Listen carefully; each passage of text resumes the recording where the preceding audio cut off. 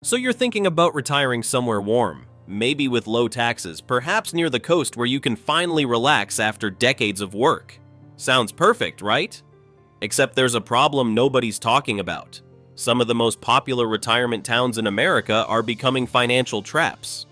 We're talking about places where your homeowner's insurance costs more than your mortgage, towns where the power grid fails every summer, cities where your entire life savings tied up in your house could vanish in a single afternoon.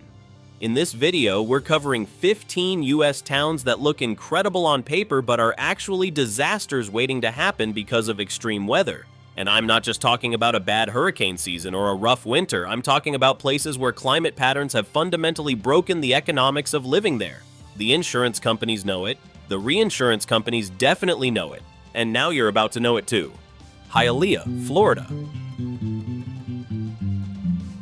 Hialeah, Florida, just outside Miami, holds the distinction of having the highest projected home insurance cost of any city in America. By 2025, the average annual premium here is expected to hit $26,693. That's $2,224 every single month just to insure your house, and that doesn't even include flood insurance, which you'll need separately because you're in South Florida. The national average for home insurance is around $2,377 per year. Hialeah's rate is 11 times higher.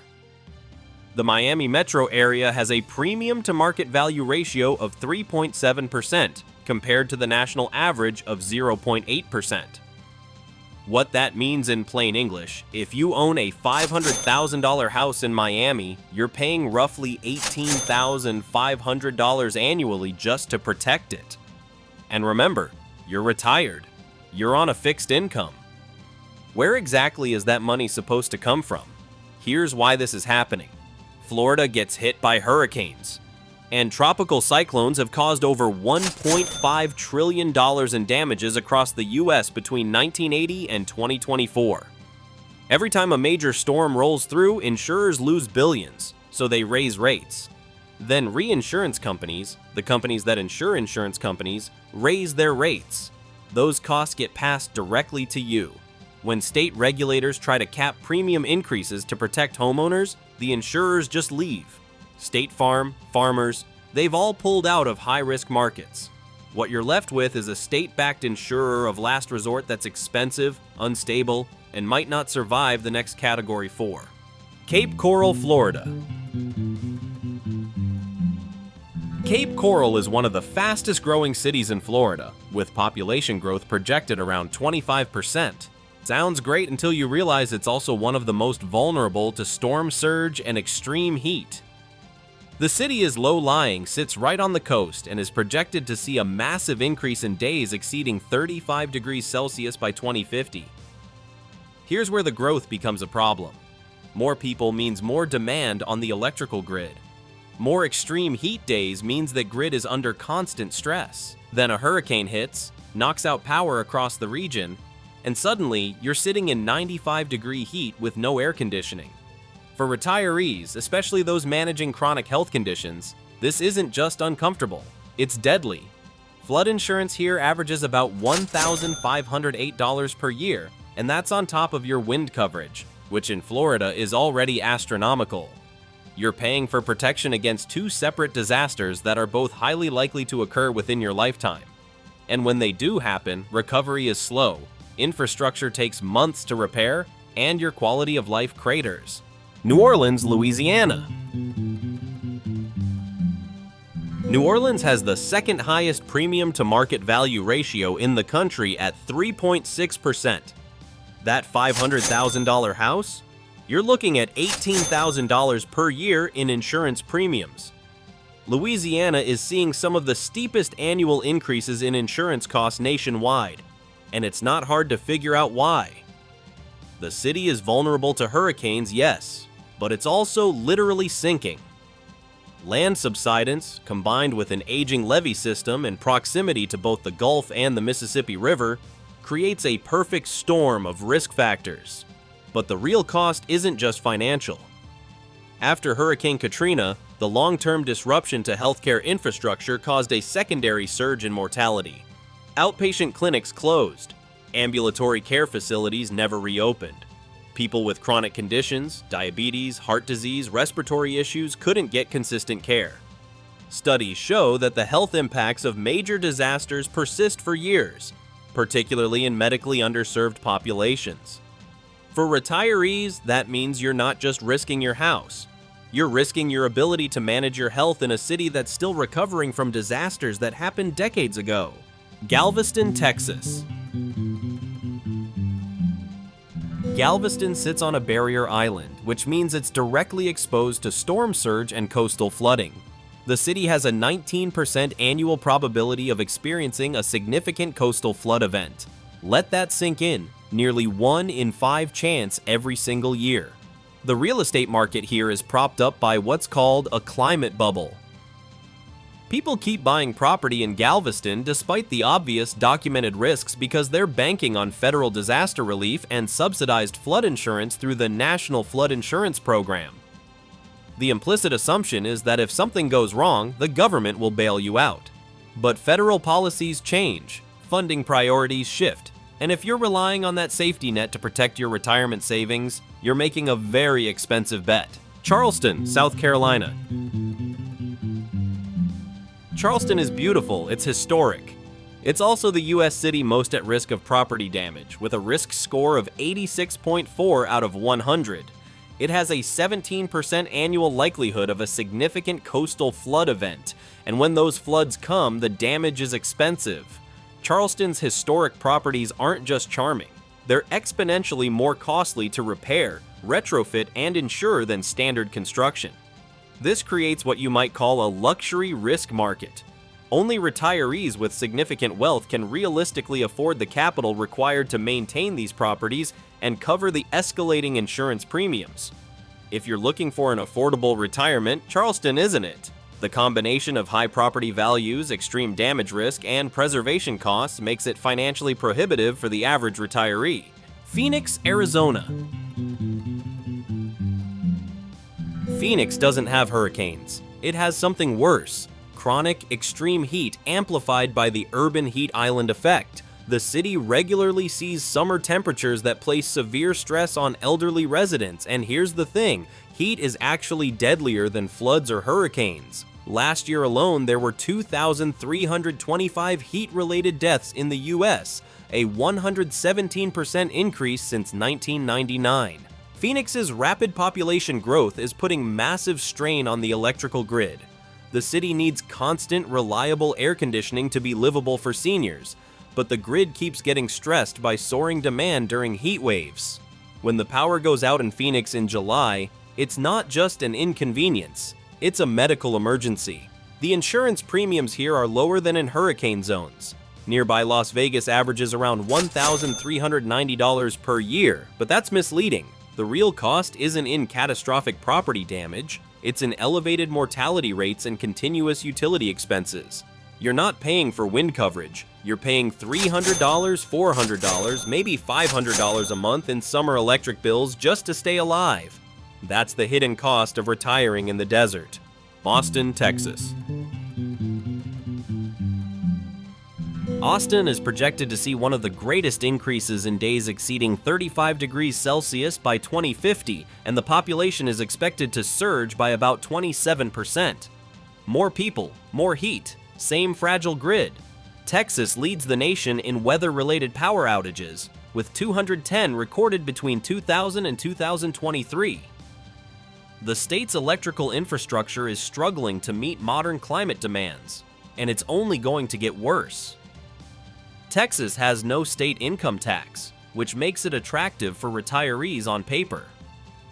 But the state ranks 42nd overall for affordability once you factor in the hidden costs of climate risk and failing infrastructure.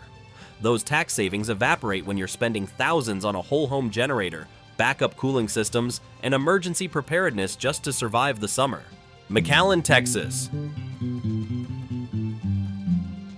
McAllen is in the Rio Grande Valley, and it's one of the top 10 U.S. cities projected to face the greatest increase in extreme heat days by 2050. The problem here isn't just the temperature, it's that McAllen has significant social vulnerability, lower income levels, fewer healthcare resources, less resilient housing stock. When extreme heat hits areas that are already resource deficient, the local healthcare and emergency services get overwhelmed fast. Post-disaster recovery is slower. Long-term care access is compromised. For seniors, this creates a high mortality risk that's compounded by socioeconomic factors. You're not just dealing with weather, you're dealing with a community that doesn't have the infrastructure to protect its most vulnerable residents. Oklahoma City, Oklahoma. Oklahoma is projected to be the most expensive state for home insurance by 2025, with an average annual premium of $6,373. That's higher than many coastal states and more than double the national average.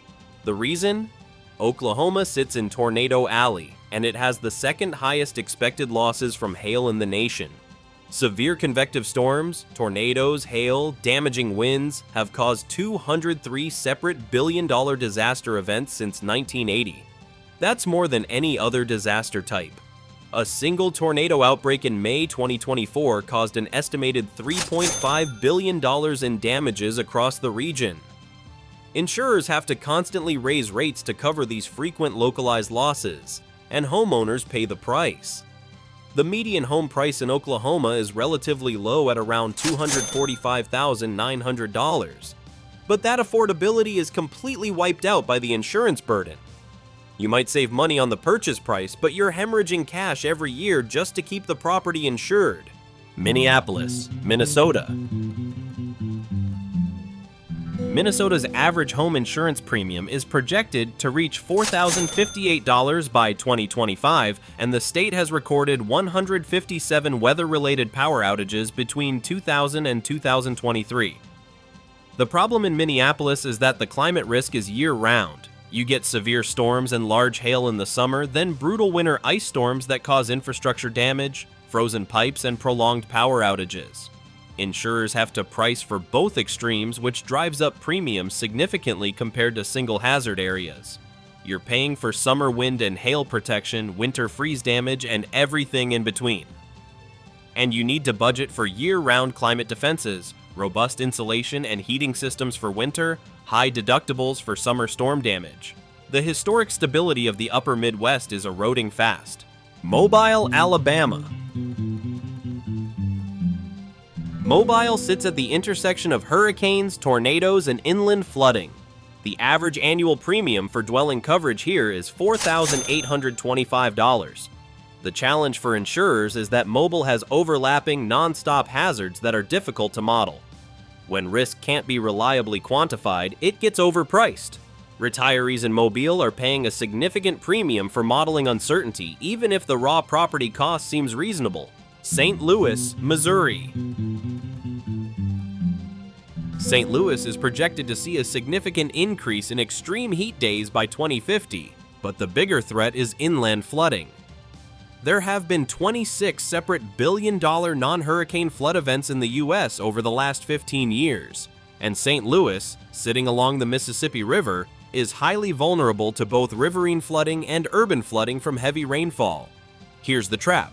Standard homeowners insurance policies exclude flood damage. Many residents don't realize they need separate flood coverage until it's too late.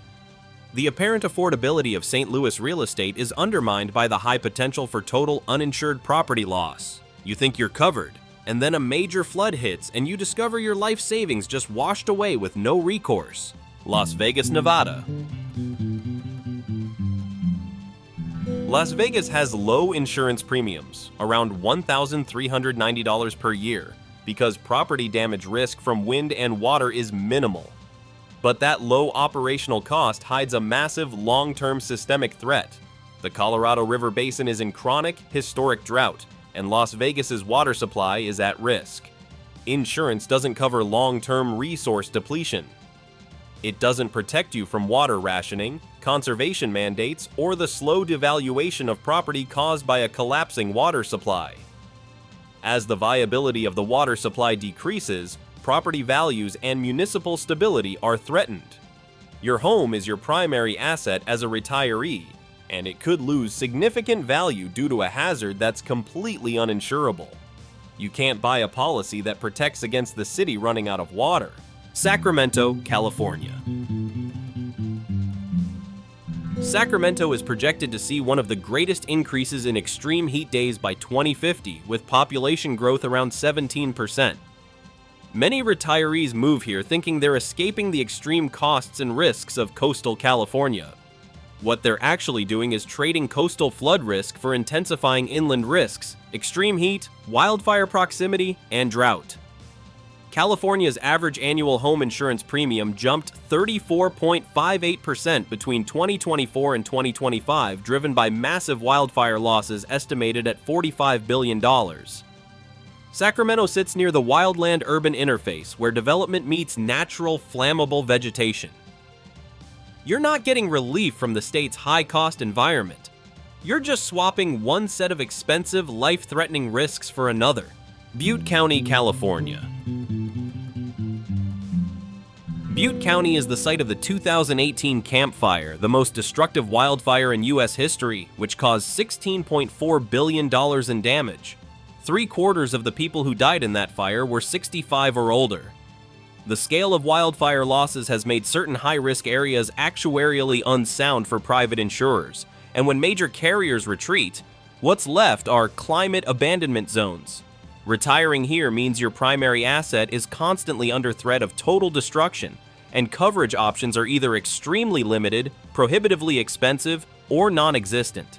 You can't get a standard mortgage without insurance. You can't safeguard generational wealth. You're living in a place where the insurance market has fundamentally collapsed, and that makes homeownership financially impossible for the average retiree. The traditional retirement dream, affordable living, warm weather, low taxes, is colliding with a new reality where climate risk is reshaping the economics of entire regions. The 15 towns we covered aren't outliers. They're warnings. Insurance companies are pulling out. Premiums are skyrocketing. Infrastructure is failing under the weight of extreme weather. And retirees, more than anyone, are exposed because they're on fixed incomes, they're physically vulnerable, and their homes are often their only major asset. The calculation isn't just about sunny skies and low property taxes anymore. It's about whether you can afford to protect what you own, whether the power will stay on when you need it, and whether the healthcare system will still be there after the next disaster. Those are the questions you need to answer before you sign the lease or close on that dream retirement home.